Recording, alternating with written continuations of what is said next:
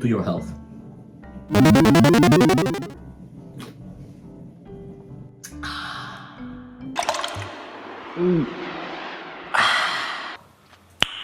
Nice. Yes, media production, am I right? Storyboarding. All you need to know. Word in the world is that Hayao Miyazaki could visualize an entire movie in his own head before it was even made. Unbelievable. Such exceptional and deliberate cognitive abilities, achievable to everyone while sustained and hard years and years and years of working in your chosen discipline, could in theory replace the act of storyboarding altogether, especially if you're embarking on one-man sort of production. That is to say, you don't need to communicate your vision to any of the stakeholders or project participants you might have otherwise. In any other case, storyboard is an essential step of visual production. And I must stress, any visual production, be it a live-action film, animated movie, a game, whatnot else. People even storyboard before they do like comics and all that. I mean, it's when you write a novel, all those weird papers you stick on the walls is kind of a storyboard as well, but I'm not gonna go too deep into that, I'll run out of time. So, what is storyboarding? Why do you need it? How do you get good at it? Fear not, for I am Clarence, I am a self-taught media producer, and I'm here to tell you all about it. So what is storyboard? Well, by definition, storyboard is a sequence of drawings, typically with some directions, dialogue, representing the shots planned for film or television production. In animation school, we never got taught how to format storyboards correctly. The reason being that our tutor believed in the true meaning of storyboards, which is to serve the purpose of a specific production. In other words, to remain structurally adjustable. Generally, a storyboard consists of 3 segments: the number of scenes, the visual layout of the scene, a drawing, and the space that includes all additional information about the scene, primary dialogue, and other stage directions. Numbering the scenes is important because it helps to quickly identify and search for the specific scenes when the production is actively happening. Just to give you an example, an average 10-minute animated film will consist of roughly 80 plus minus 10 scenes, which is why you will save yourself a lot of cross-referencing, a lot of nerves, a lot of time, if you number correctly. Numbers, lovely person. Do you speak it? Yes! The space for dialogue and direction is important because it makes the communication between the director, in terms of what they want to achieve, and the crew, in terms of what they need to create, significantly more straightforward. It also allows for marking any elements of the scene that cannot be conveyed by a drawn thumbnail, such as the music in the scene, the camera movement, the sound ambience, and all that sort of stuff. But of course, storyboard wouldn't be a storyboard without the most important even part, the drawn thumbnail I've mentioned earlier, because it's the first visual presentation of the text from the script. It's the first time the words that were written can be viewed as an image. Yes, the storyboard drawings do not have to be fully rendered artworks. They don't even have to be technically proficient ones. Storyboard drawings aim to communicate the angle of view, the environment, the positions of characters in that environment, and any other visual information needed for establishing the shot. So any significant visual details that you definitely want to have later on in the film that's part of your vision, you want to include that stuff in that drawing, like at this very stage. Because every production is unique, each storyboard can and must be unique too. You can use additional visual elements, for example, to communicate some information to your colleagues down the production pipeline. For example, I use blue arrows to indicate camera movement, and then I use red arrows to indicate character movement, obviously if there's any of those things. Use color to indicate focal points in the shot, to mark down positive, negative space. Basically, do whatever the heck you'd want, like satisfy your dirtiest, craziest storyboard desires, because as long as it has A, the number, B, the drawing, and C, stage directions, you got yourself a storyboard, baby. How to get good in storyboarding?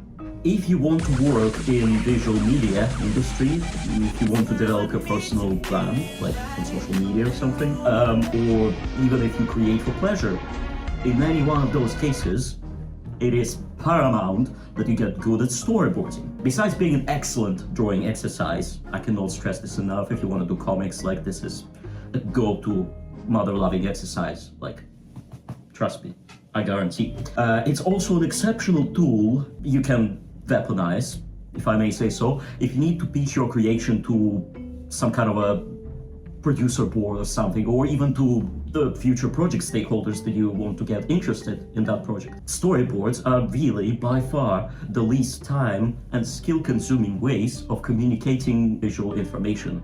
It helps to organize it, you know, it helps to kind of bring it all out there, pardon me. And it's just a straight up fact. People like looking at things, so if you want to create a successful pitch, or if you just, you know, want to keep your shit together, who doesn't want that?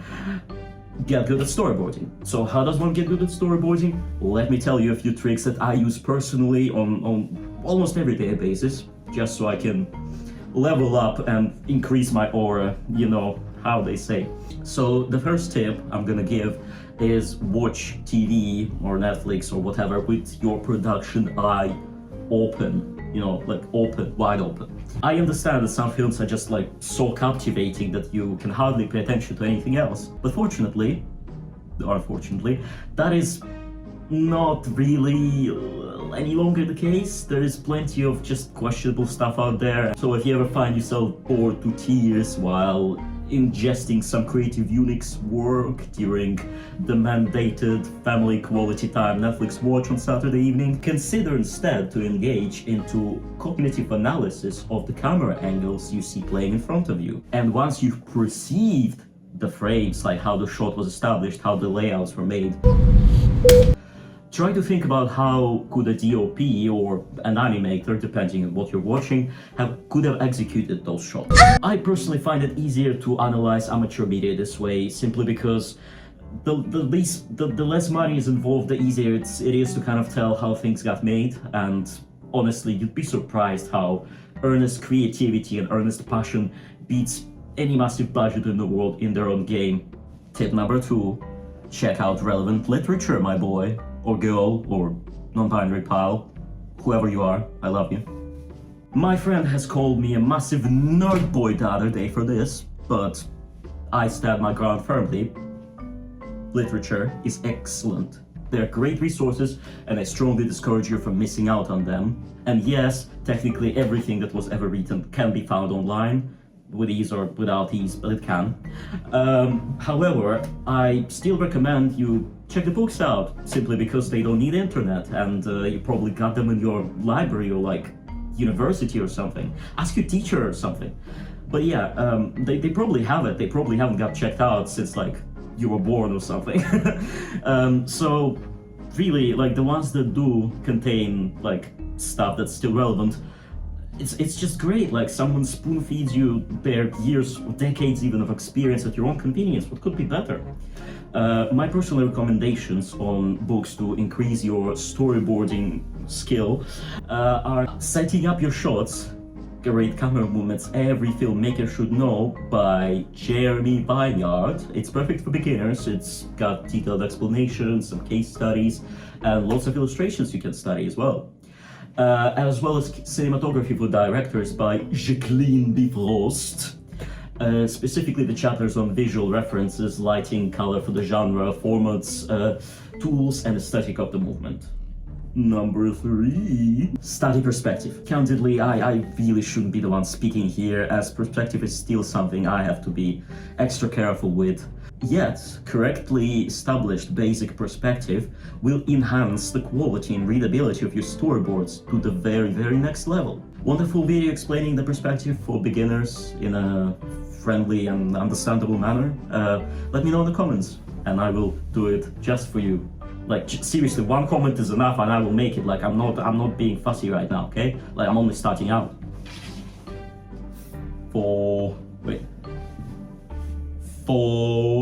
Think about what each shot means in terms of storytelling. Stay mindful of the point of the scene. Film, animation, and other visual media rely heavily on visual communication, which has got its own standards and requirements. That means that ideally every shot in your production has to exist purposefully. It can be establishing atmosphere, it can be showcasing relationship between the characters, it could be showing a visual cue that's gonna matter later, like a Chekhov's gun or something, like Hemingway's gun. Allow me to demonstrate. Imagine that I am a character in the movie and I need to be introduced to the audience. According to the imaginary script, the first point of contact between me and audience is going to be about me, a shot of me walking through that door right there.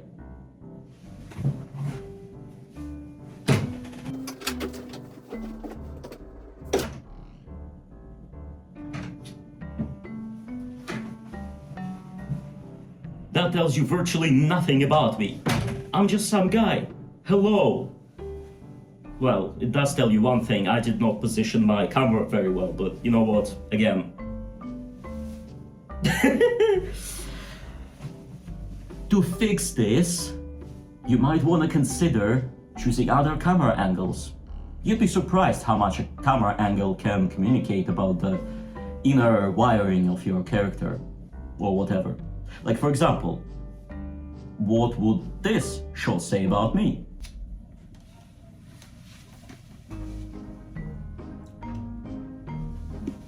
And what about this?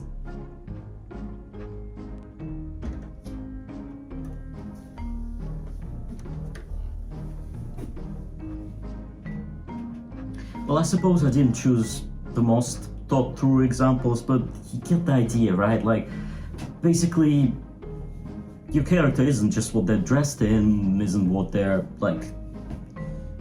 doing. It's about who they're inside, and you really want to communicate that with your camera. Camera is your tool. Your scene layout is your tool, so you gotta use it wisely in terms of storytelling. And by the way, if you'd like the full video on framing your shot, please let me know in the comments. In any case, it was great fun for me, and I hope this has been a great fun for you.